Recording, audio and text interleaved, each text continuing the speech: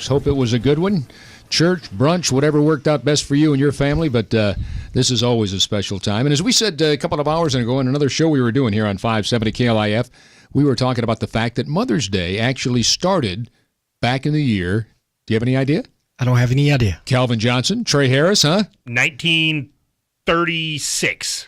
Well, you got the right century, that's for sure. It was in the 1900s, and I can't say Steve Bruneman because Steve's mom wouldn't let him come out and play. It was either take her to brunch or show up for the show.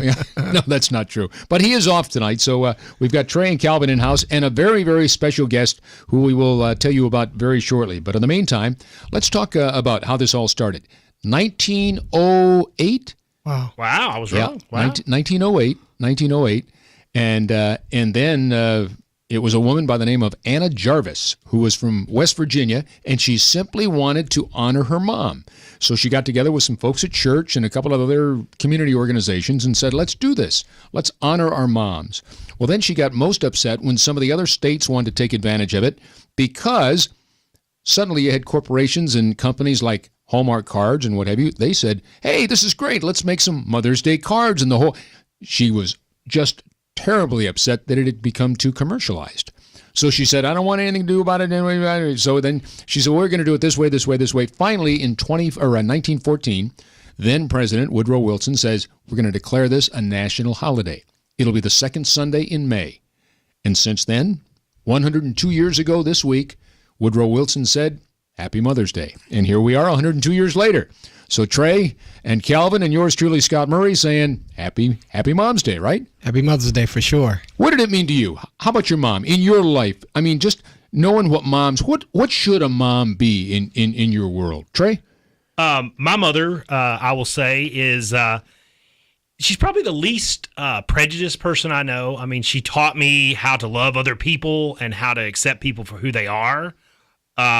My mother also taught me to do my best in everything that I do, to pursue what I needed to pursue in order to get my education, in order to achieve, what I've achieved now at age 43. And she was always kind of the rock and the driving force behind me. And, my dad also was a huge influence, but I think I couldn't have done any of this without my mom. It's funny. Everybody always talks about his mom. Listen to him. My dad was there, but Trey says mom was right there. She was spot on 24/7.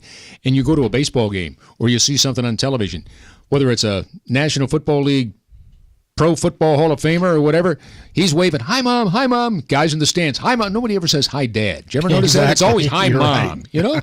How about you? What comes to mind? Well, I'll tell you, with my mom just being there, having my back, watching her, she struggled a lot when we were younger, but knowing that she would do anything in the world to take care of me. And, of course, we have my grandmother here today, but I don't want to forget about my mom. She's home taking care of Uncle Mike.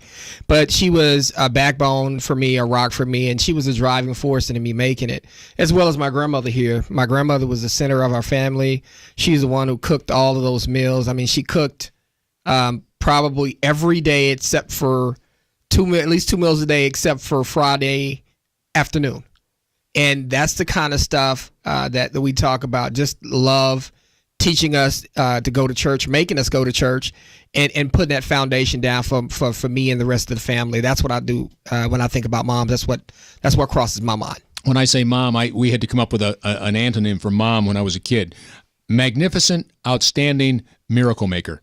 That's what my mom was. She was all three. And she taught us to be motivated, opportunities. That was what you did. Every mom could solve any problem on the face of this earth. Exactly. And even to this day, I still, I talk to my mom. Obviously, she's not as adept at some of that stuff. She just, you go do your thing. It's my turn to just enjoy life. But moms are still they're the best. They really are. You're right. I had an incredible relationship with my dad. He was my mentor of all guys I ever knew. But moms are always very special. Now, that said and done, you're talking about your grandmother. Tell us who our special guest is in studio here today, Calvin. It's my grandmother, Mary Johnson. She basically raised me. My mom had to work 2 jobs, and my grandfather worked, and my 2 uncles lived in the house. And as a little boy, my grandmother raised me. She taught me everything that I know today, and she was the driving force behind me doing what I'm doing now. Without her setting these foundations that need to be set, I wouldn't be here. Three things that come to mind that your grandmother, and she's within, touching distance here. Be careful, because she can bang you upside the head if you say something bad. Exactly. Exactly. I can see that little front finger going, now, Calvin. Three things that made a difference in your life because of her. Three things maybe you learned from her. What comes to mind? Putting God first. Just truly believing in God, and no matter what happens, God controls it all.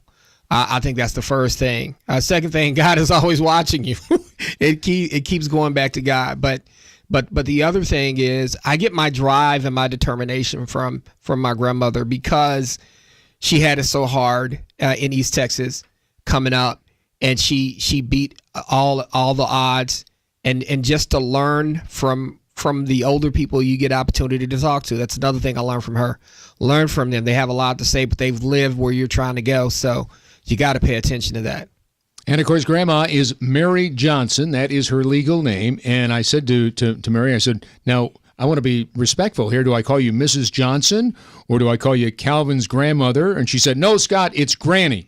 So every time you hear Granny for the next 45, 50 minutes, that's what we're talking about. It's Granny. Hello, Granny. How are you? Fine. How are you? Well, I'm doing just fine. We're delighted to welcome you. Happy Mother's Day. Well, it's the same, and I'm so glad to be here. Well, I tell you what, Calvin has talked and talked and talked and talked some more about you. He's always talking about his granny.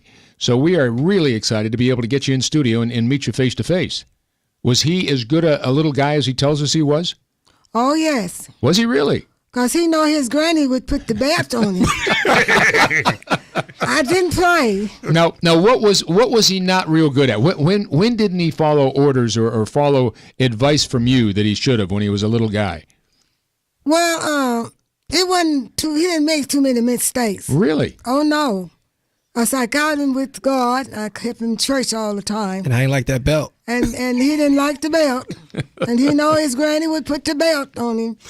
But he didn't do right. So now when you see him all grown up and he's a trial attorney, here he is working in criminal law, what do you think of this guy?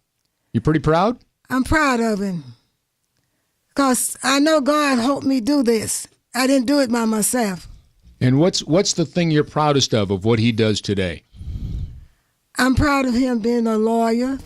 And I teach him you have to help everybody and love everybody. Yep. Give a little something back. Yes. It might not seem right what I'm saying, but you got to do the right thing. You can't all live for yourself. Great advice. Great advice. When I praise for everybody, not only my family. So then as a grandmother or as a mom, what were the most important things you tried to teach somebody like Calvin and your other children? Doing the right thing. Stay in church. Lying don't get you nowhere. Get you in trouble. And always obey. I've always taught him that. Obey and be good. Well, I think he was listening because he turned out pretty good. Turned out pretty well. You done good, Granny. Thank you. All right. It is Mother's Day here in the year 2016. The illustrious Granny is in the house with us tonight. Exactly. Calvin's grandmother, and we're going to be back with lots more as we continue on this edition of Relationship Roundtable right after this. For